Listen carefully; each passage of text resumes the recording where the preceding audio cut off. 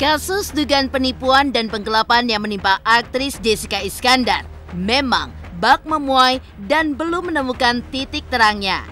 Ya, dilaporkan Jedar sejak awal Juli lalu. Hingga kini, ia mengaku belum mendapatkan kejelasan terkait pelaporan yang dilayangkannya. Lantas, seperti apa usaha yang dilakukan Jedar? Dan benarkah ia pun berharap agar Kapolri ikut turun tangan dalam menyelesaikan masalahnya? Kasus dugaan penipuan dan juga penggelapan yang menimpa Jedar memang bak bumerang yang berbalik kepada Jessica Iskandar saat pihak terduga pelaku yang dilaporkannya justru malah melaporkannya balik. Ya, membawa permasalahannya dengan Jessica Iskandar ke Pengadilan Negeri Jakarta Selatan. Lantas apa alasan dibalik pelaporan tersebut? Dan benarkah pelaporan yang dilayangkan oleh Vincent bersumber dari press conference yang dilakukan Jedar? Sementara itu, kejadian lain pun juga dialami oleh selebgram Dara Arafah yang mengalami kebobolan rumah, diduga lantaran disatroni oleh mantan asisten rumah tangganya. Mantan ART Dara ini pun diduga mencuri uang cukup fantastis, yakni senilai 789 juta rupiah yang diletakkan di dalam brankas. Lantas, seperti apa kronologi kejadian tersebut? Dan benarkah tidak ada pintu damai yang dibuka oleh Dara untuk mantan ART-nya tersebut? Pemirsa, pastikan tetap di Intens Investigasi. Dan jangan lupa untuk like, subscribe, dan juga share channel YouTube ini.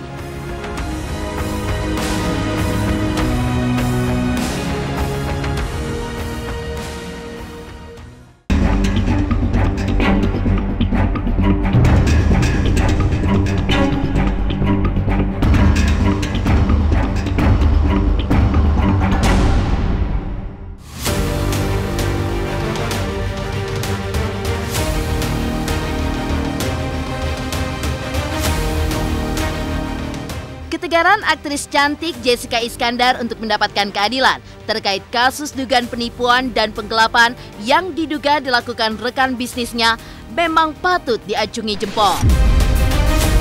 Ya, seakan tidak pernah lelah untuk memperjuangkan haknya. Jedar yang menderita kerugian yang tidak sedikit, yakni 11 mobil dan uang 9,8 miliar rupiah, kemarin terlihat mendatangi Kadif Propam Mabes Polri. Ditemani oleh suaminya Vincent Verhaak dan juga kuasa hukumnya. Di bawah derasnya hujan yang membasahi langit Jakarta kemarin, Jessica Iskandar pun juga terlihat meminta kepada pihak kepolisian untuk lebih melirik kasusnya. Tidak hanya itu saja, dengan berapi-api, Vincent pun juga mengatakan bahwa seharusnya proses hukum terhadap terduga pelaku bisa lebih cepat dilakukan karena dalam laporan mereka sebelumnya sudah sangat jelas pasal yang dicantumkan kepada terduga pelaku. Dan seperti inilah harapan Jedar serta suaminya Vincent Verhaak untuk kelanjutan kasus hukumnya.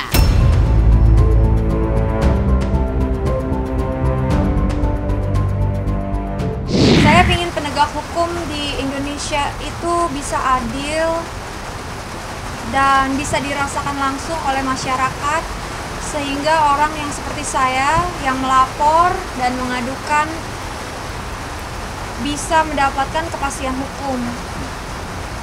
Saya juga berharap suara hati saya bisa didengar oleh Pak Kapolri agar untuk orang seperti saya bisa mendapatkan keadilan ketika kami sedang berjuang mencari keadilan di negeri ini.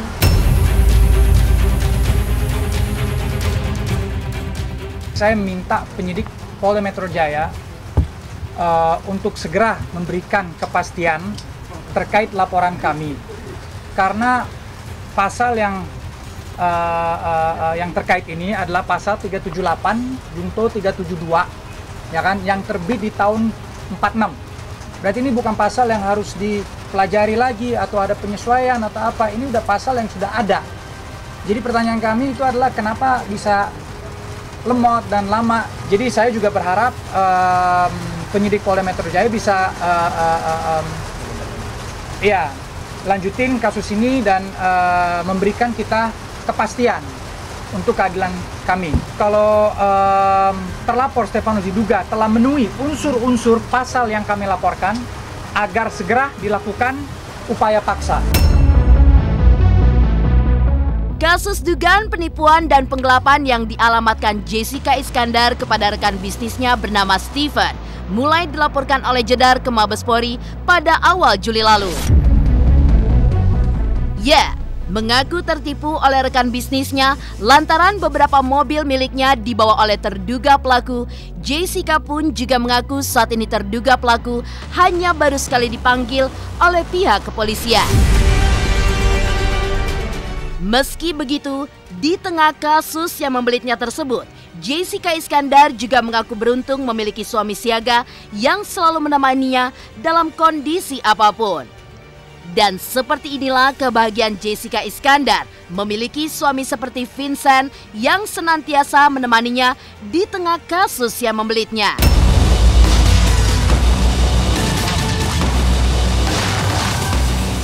Bagaimana yang kita lakukan pengaduan pada tanggal 15 Juli 2022 yang kita laporkan di Polda Metro Jaya. Nah, informasi yang kita dapat bahwasannya terlapor sudah dipanggil 1 kali oleh pihak Polda Metro Jaya, akan tetapi sampai saat ini kita belum dapat info selanjutnya. Kita di situ sudah sampaikan semua bukti kita terkait saksi-saksi yang menerima dana dari terlapor, dari korban terlapor, akan tetapi para saksi inilah yang diperintahkan oleh terlapor untuk menerima dana tersebut dari korban. Kami masih berusaha bolak-balik terus memperjuangkan hak-hak keadilan buat kita gitu. Kita itu tetap berjuang, makanya kan tadi pagi kita kan juga udah dapat kabar laporannya kan naik sampai ke Bareskrim. Jadi bentar lagi kita akan datengin dan kita juga akan minta informasi selanjutnya. Jadi kalau pertanyaan itu belum bisa dijawab. Beruntungnya sih aku didampingin suami yang support. Jadi selama dari awal tahu kasus ini, suami udah bilang sama aku, kan aku sempat sakit, sempat air susu aku berhenti, terus aku demam karena stres, kepikiran. Suami bilang jangan stres, kamu jangan mikirin soal kasus ini, biar saya yang bantuin kamu, pokoknya kamu tenang, urus bayi aja. Jadi suami beserta kuasa hukum yang mencari jalan yang terbaik ya buat keadilan kita.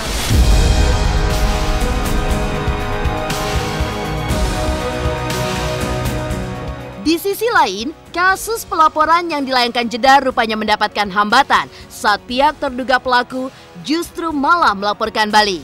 Lantas apa alasan dibalik pelaporan tersebut? Pemirsa Intens Investigasi, jangan lupa untuk like, subscribe, dan juga share channel YouTube ini.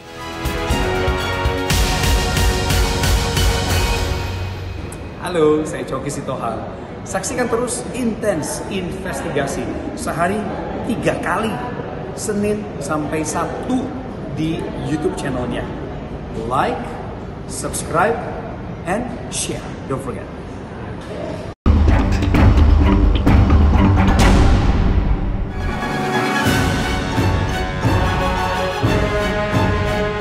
Di balik kasus dugaan penipuan dan penggelapan yang dilaporkan Jessica Iskandar dan sang suami Vincent Verhaak, permasalahan lain nampaknya harus kembali dihadapi Jedar dan Vincent. Bak sudah jatuh tertimpa tangga.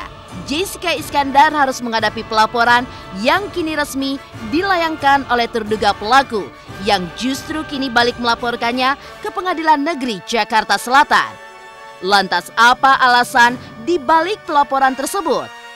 Dan seperti apa respon Jessica Iskandar maupun Vincent dalam menanggapi pelaporan balik yang dilayangkan oleh pihak seterunya? Sampai saat ini titik yang kami tawarkan dengan pihak yang sebelah, pelapor, itu tidak pernah mau mendapat respon yang baik, sehingga kita bisa duduk di kantor saya. Bahkan akibat daripada permasalahan pelaporan di Polda Metro dan sudah diadakan melalui press conference, per hari ini rekan-rekan nanti bisa cek di Pengadilan Negeri Jakarta Selatan, kita sudah memasukkan gugatan perbuatan melawan hukum kepada yang diduga bernama Jessica Iskandar atau inisial JI dan Vincent Franciscus Verhaak yang inisialnya FVV. Karena kenapa? Dengan adanya press conference tersebut, kami sangat sayangkan dan sangat-sangat merugikan kredibilitas perusahaan klien kami, baik itu perusahaan ataupun secara pribadi klien kami. Saya optimis pasti akan ada jalan yang terbaik buat kita. Saya yakin juga pasti dengan bantuan teman-teman wartawan, suara hati saya ini bisa didengar sama penegak hukum, terutama Bapak Kapolri kita, agar bisa membantu untuk mendapatkan jalan terbaik hukum yang sejelas-jelasnya, kepastian hukum buat kita. Mau gimana pun tetap ikutin prosedur hukum, karena itu yang juga berlaku di negara Indonesia, dan itu juga jalur yang terbaiknya. Jadi untuk saya sendiri, untuk menjadi investigator ngapain, ya kan? Jadi buat saat ini kita tetap ikutin prosedur hukum.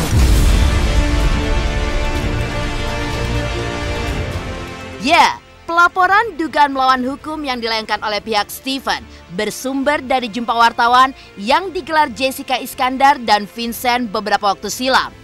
Dalam acara tersebut, kuasa hukum Stephen pun juga menilai jika banyak ucapan Jessica Iskandar maupun Vincent yang merugikan kliennya maupun kredibilitas dari bisnis yang tengah dijalaninya. Lantas, apakah alasan dibalik gagalnya proses perdamaian tersebut?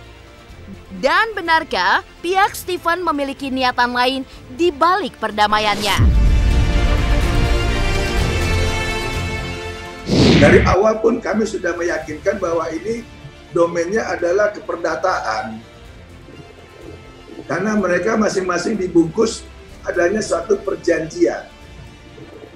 Cuman kan statement-statement di luar sana kan terlalu menggiring-giring opini netizen, menggiring-giring perasaan masyarakat Indonesia, bahkan membuat caption-caption sampai menarik-narik Bapak TB1, Bapak Kapolri, ini kan juga nggak fair ya.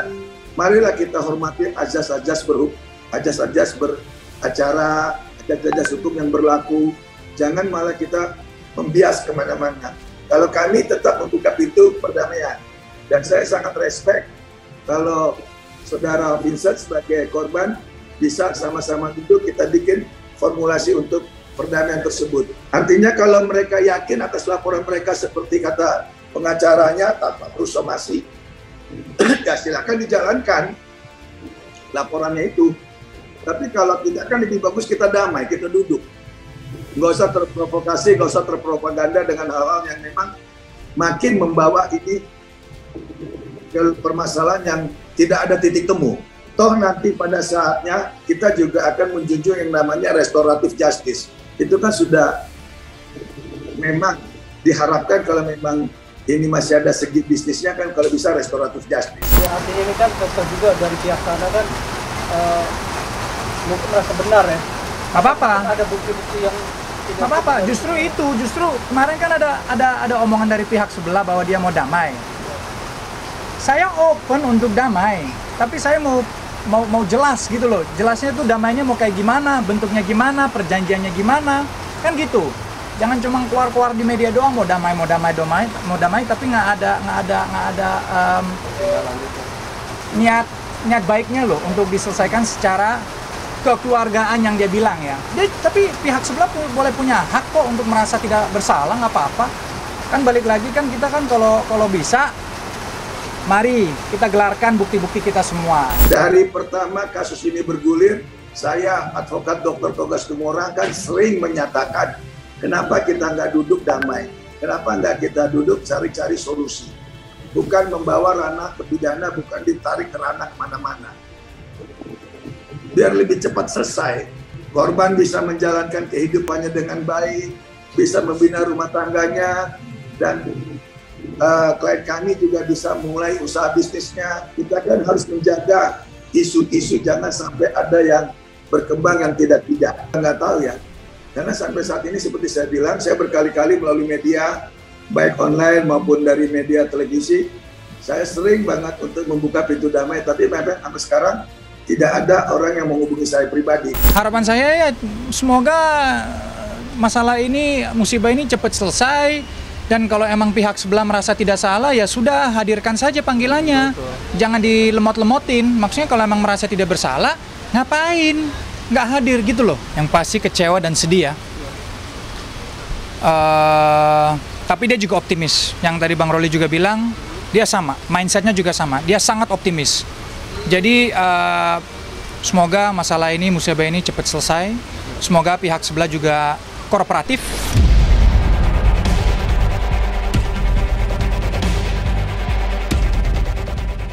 Sementara itu, kasus kerugian yang sedang dirasakan oleh selebriti tidak hanya dialami oleh Jessica Iskandar.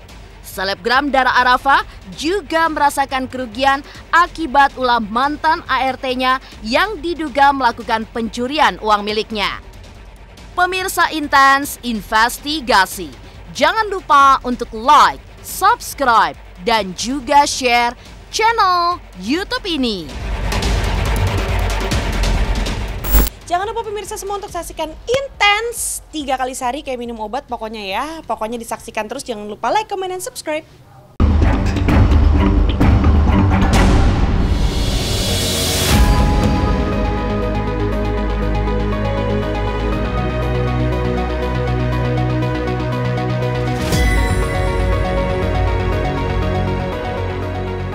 Meninggalkan kasus dugaan penipuan dan penggelapan yang dialami Jessica Iskandar, kejadian kriminalitas lain sempat dialami oleh selebgram cantik Dara Arafah.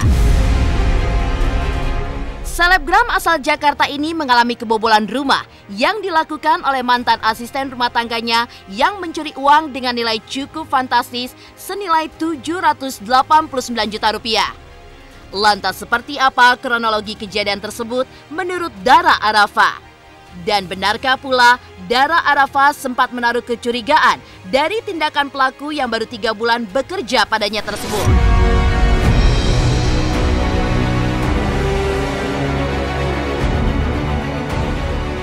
Senang banget, ini juga berkat masyarakat Indonesia juga, media juga yang udah mau bantu. Kejadian itu tanggal 4, dia bawa berangkas saya dari kamar ke daerah mana Kak? Bawa berangkasnya ke daerah mana? Cilacap. Aku tahunya tuh tanggal 6. Curigaan sih ada ya, cuma kita nggak expect bakal kejadian sejauh ini gitu. Ada kecurigaan kayak dia misalnya minta cowoknya tuh datang buat ke rumah, tapi nggak dibolehin sama ibu saya. Terus kecurigaan saya juga terakhir kali tuh waktu dia minta uang cash ke saya total 5 juta.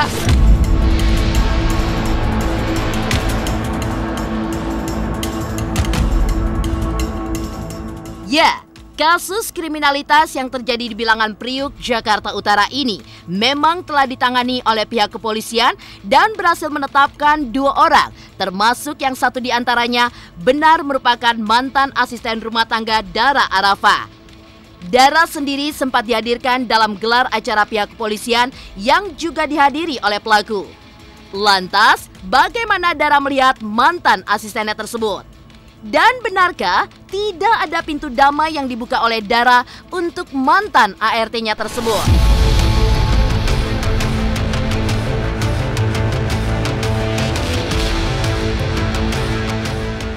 Nggak ada obrolan apa-apa sih, kalau tadi di dalam cuma lihat-lihatan aja. Kalau saya insya Allah saya sih udah memaafkan. Damai ya, nggak ada ya, biar ada efek jerah juga. Demikian pemirsa, kabar terkini, terpercaya, dan teraktual yang kami hadirkan hari ini. Saksikan terus Intens Investigasi setiap hari Senin sampai dengan Sabtu, tayang 3 kali sehari, yaitu pada pukul 11 siang, 3 sore dan 7 malam hanya di YouTube channel. Dan pastikan jangan lupa untuk like, subscribe, dan juga share channel Intens Investigasi.